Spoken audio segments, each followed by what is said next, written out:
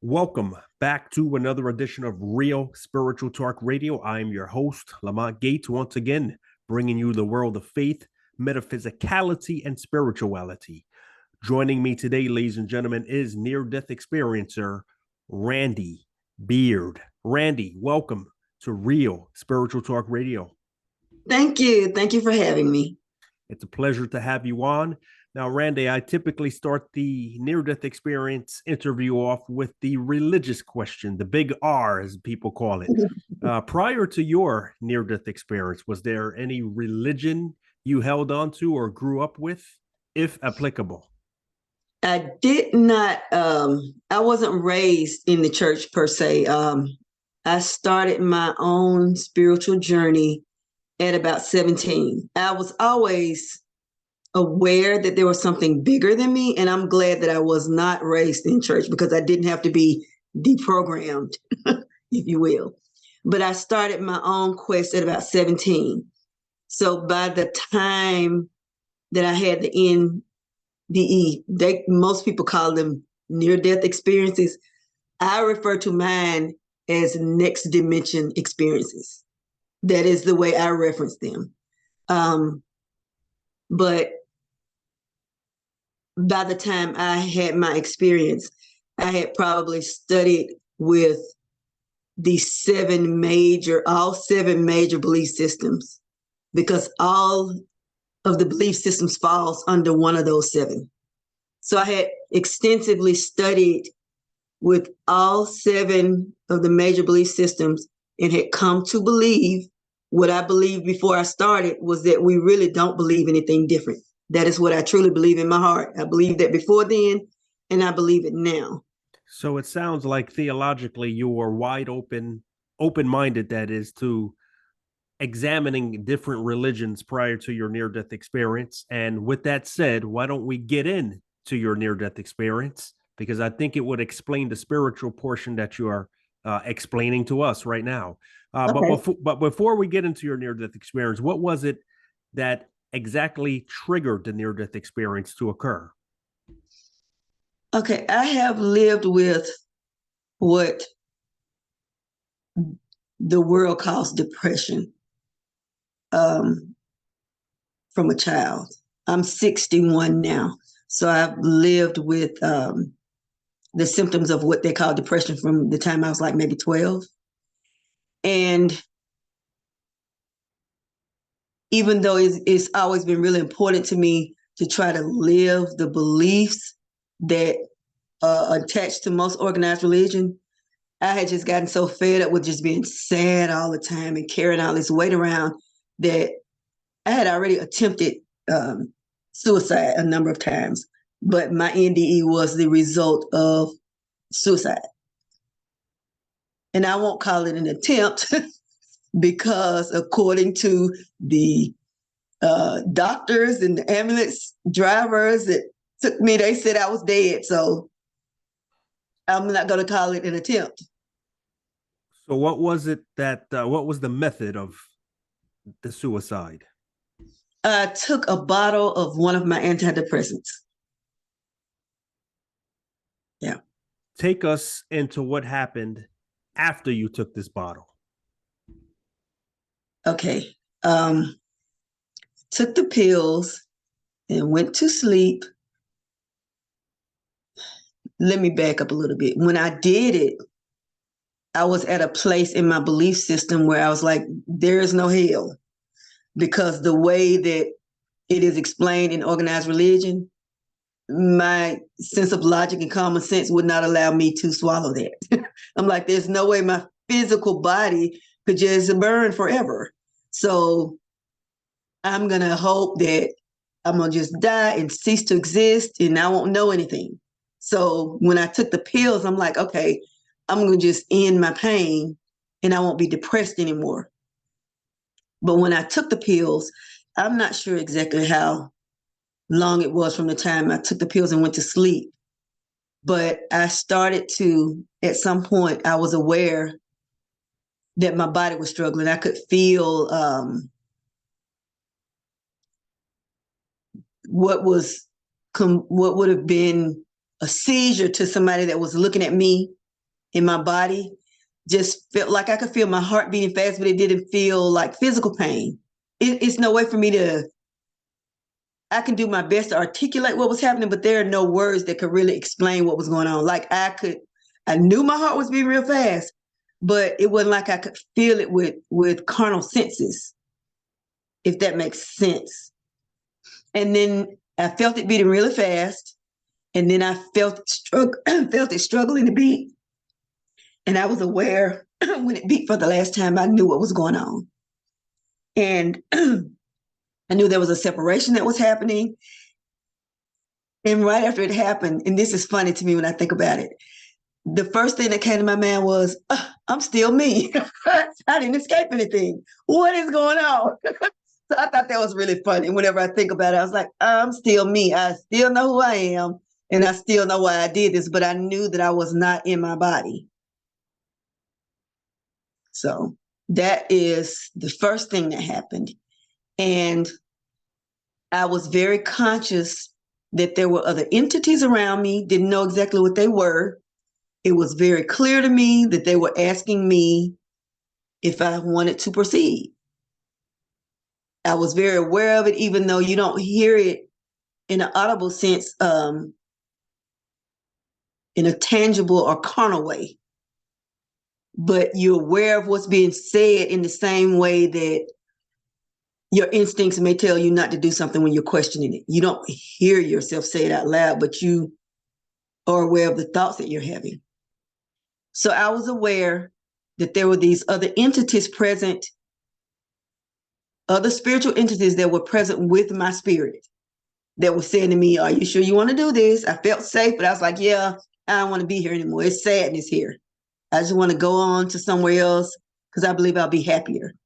So they went away. And then I started to see how people say they see the light flash before them. For me, it was like when you think about those old film strips or movie reels, like back in the cameras where you could take the film out and you could stretch them out and see the images on them. It was more like that, like it kept going real fast and it stopped 3 times. The first time it stopped, it was my mother and myself in her kitchen when I was a little girl. The second one was myself and my first son when he was a newborn. And the third time was me with my second son. I haven't got the full clarity of that, but I know for me, there was some importance to the connection of a mother and child, the importance of a mother to her child. And I know that it was unique to me, why that was for me. And everybody that I've ever talked to that has had an NDE, there are some similarities that we all have, but there are a lot of things that that are specific for the individual. It's like, okay, this is something that you can talk to other people that have experienced this that's going to confirm that, yeah, this is what was going on. But then there are going to be other things that let you know that your source energy has something specific in this experience for you, for your walk after this is over. So now I'm still determined that I don't want to be here because it's sadness. My whole life, I've always had sadness. So now I'm starting to see this light that people are talking about. But for me, it was not a tunnel. It was more like I'm in this darkness and I see, if you're in a dark room and you open the door and there's a light on the other side of the door, you will initially see, say, the light at the top of the door and on the side of the door. If that makes sense. That was what it was at first, and it was starting to open and open. You can't describe it as like a white light, like you've heard people say. It was more of a brilliance. It was more like a golden brilliance that doesn't exist in the carnal realm. That hue doesn't exist. And now, actually, this is a first. This is an evil thing. I don't think that our carnal eyes could handle it. I don't think we could handle it. And that's my first time ever saying that. So I guess I needed to say it for whatever the reason. So I don't think that in our carnal state, we could even handle seeing that. So I'm seeing that, and I feel like I'm getting closer to where it is, and the door is opening. And I'm experiencing this. If you can imagine every desired emotion that you have ever felt, if you have kids, the way you felt when you first had your first child, the way you feel when you fall in love, the way you feel when you're proud of somebody, every emotion that you've ever desired. Now multiply that by infinity. That's how it felt. So of course I don't want to be here. And I'm at this point knowing all this clarity is coming to me, and I'm like, I'm not needed here. So I had a sister that drowned when I was 12. She came to me as I'm trying to approach this brilliance and says, it is not your time to go. You have to take care of your child. Because my son was 10 years old at the time. My youngest son was 10 years old. I knew it was her, even though we don't have carnal eyes, the same way you can see me. You know my name now. So if you see me again, you know it's me. In that realm, I knew who she was. My spirit knew who she was just because she was present. There was another entity with her that I still, to this day, I don't know who it was, but there was some other spirit entity with her, but I knew who she was. She gave me the message she was supposed to give me, and she left. I didn't want to hear it. I was like, no, I don't want to be here. I already know that I'm not really taking care of my son. I already I understood at that point that I'm not needed here. It's an illusion in my mind that I'm taking care of my son. That's beyond my pay grade. So I keep going, and I'm going toward this brilliance. But before I could get there, things start to shift, and it goes back to darkness. But I can hear this sound that sounds like a tornado. I don't know if you have ever heard that, but it's almost like a roaring wind type thing.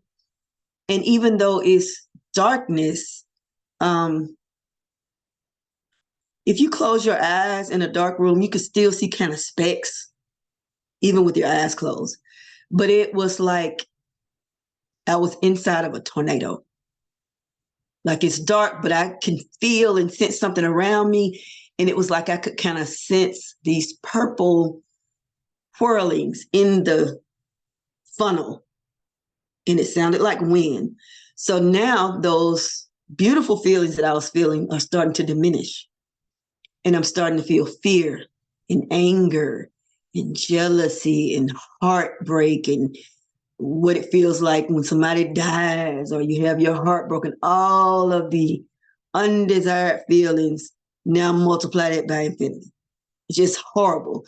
So the thing that felt like a tornado, where the door seemed like it was in front of me, even though there's no space, actually, because all this stuff that I'm experiencing, it seemed like a lifetime and a second all at once. I can't explain it. But even when I think back on it and when it was happening, it seemed like it was happening so fast, but it also seemed like it was happening so slow, all at the same time. So the door, okay, whenever I'm sharing this, I get excited because I know that after I hang up, I'm going to have this period of clarity. Whenever I share this story, I'm going to hang up, and for some hours, I'm going to just get some deep clarity about what I'm sharing with you. It almost feels like a gift for me sharing this. I get a gift afterwards. So the brilliance appeared to be in front of me like a door, but the opposite almost felt like it was beneath me. Like it started out around me, and then it seemed like it was underneath me, like a vortex. a funnel type thing, and I could feel the energy of other spirits coming from that space, and I could tell they were. It almost makes me feel uncomfortable to say this because it will sound like it is in those books, but it wasn't quite like that. I could tell that there were entities there in that space that were torturing, that were in a state of, we don't want to be here. I could feel the emotions of those other entities that were, I don't know whether they were trapped or whatever, but they were there, and I could feel all this pain coming from them that was like deeper than the glimpse I was given, if that makes sense. Because the way I describe it is I was given,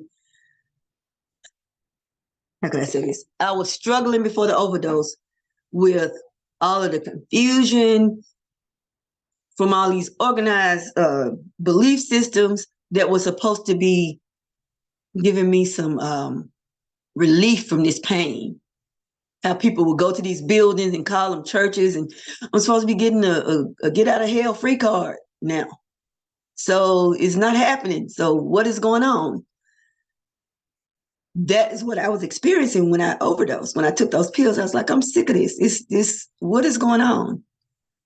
Not knowing that I had this gift and I was experiencing all this pain because I was allowing the energy that I was feeling from other people to rest on me because I was trying to solve their problems. And I shouldn't have been. I should have been a conduit, but I didn't know how to function in it. So, okay, I do a lot of sidebars when I get here because I'm just kind of letting it flow free. I'm not trying to confine it.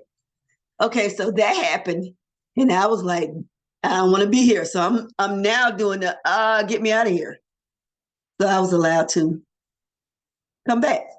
So I'm going to pause right there and give you a chance to ask questions in case I missed something and I'm not aware of it right now, because there was a lot more that happened, but I'm just kind of going as I feel like I'm supposed to. So it sounds like you overdosed, you disconnected from your body, you came in, you heard these entities who were speaking to you, I guess, telepathically. You said it wasn't audible, but you felt it like within. Many near-death experiencers talk about a telepathic communication when they're on that side versus this one.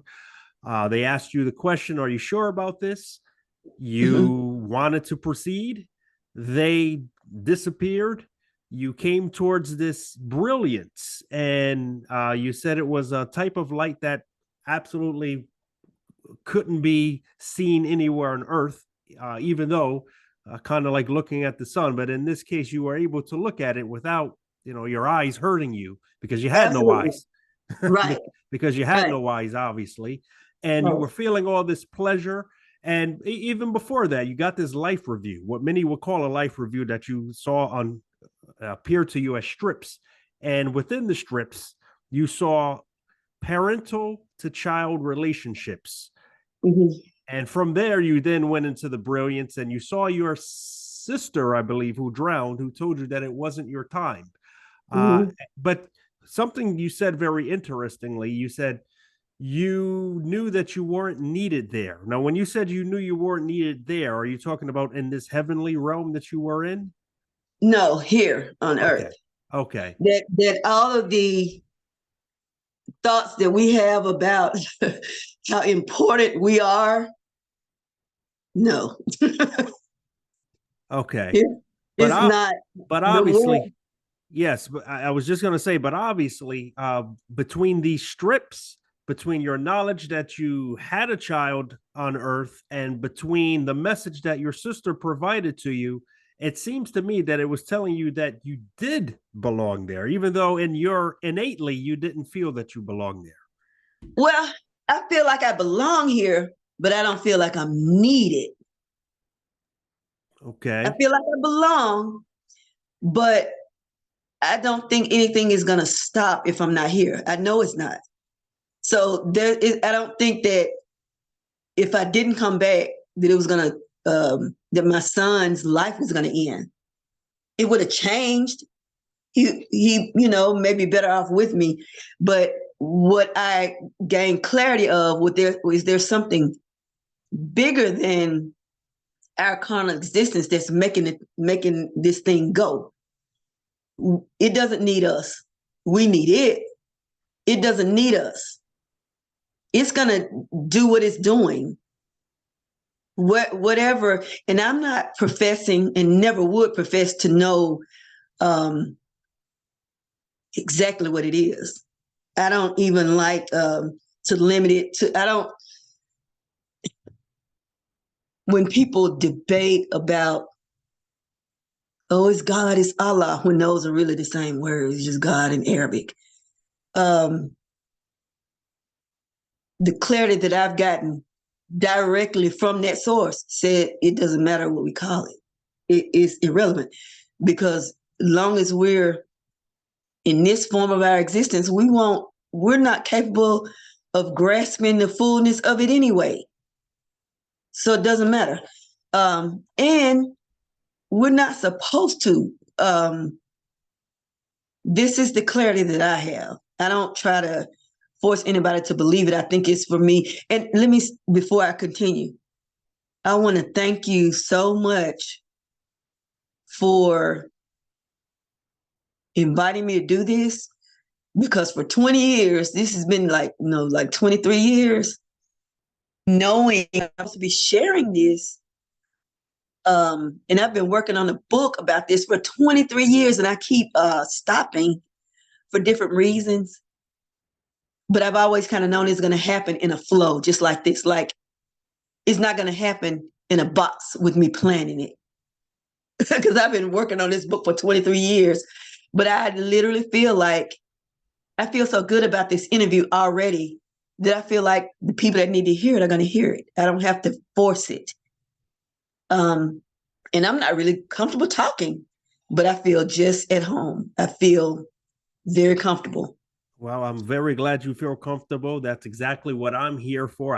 You talk about belong and a need. I think I'm where I belong, and I think I'm where I need to be, especially in terms of bringing in these great near-death experience accounts that a lot of people really are unaware of. Many people out there are searching for something higher and something spiritual, and perhaps if they could just listen to your experience or someone else's experience, they can get a better grasp of that highness and that spirituality they're seeking.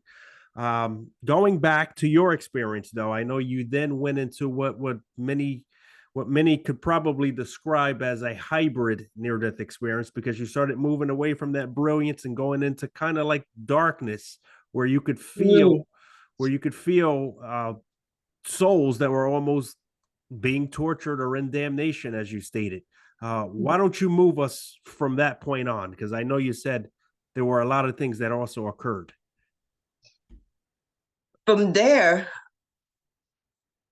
I asked to come back, and I was allowed to come back.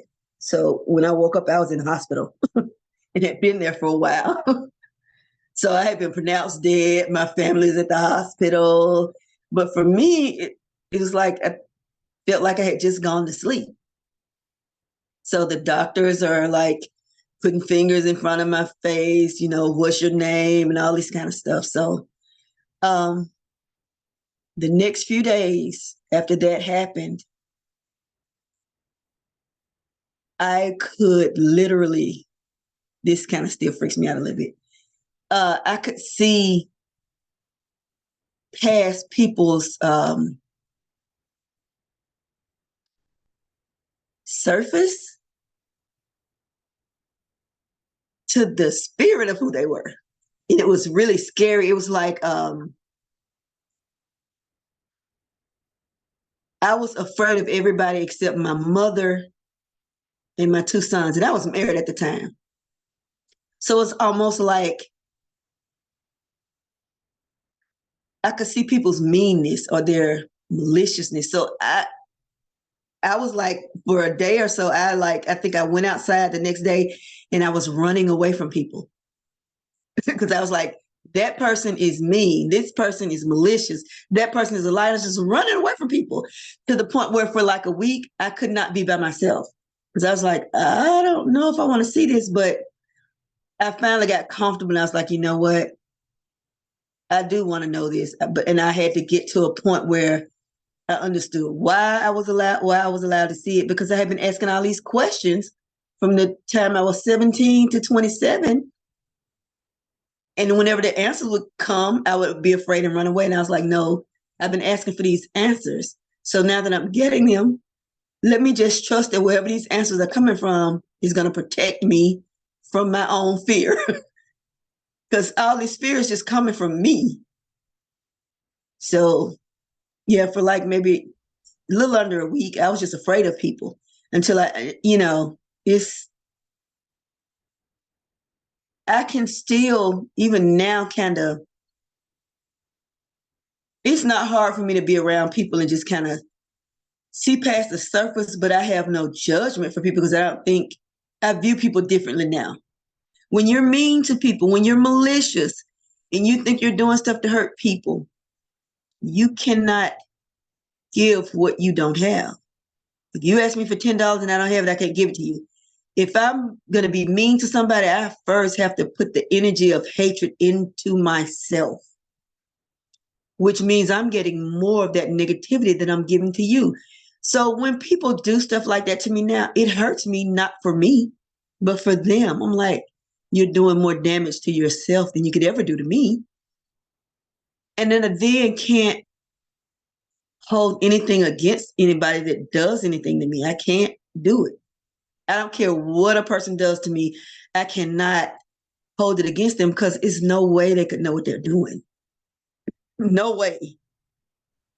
So all of that, my mindset, these things came directly from the NDE. That it was like it was almost like God said, okay, you want to know that hell doesn't exist? Are you ready? Here we go. I'm going to tell you. If you want to know, I'm going to tell you everything you need to know to help you be a better person.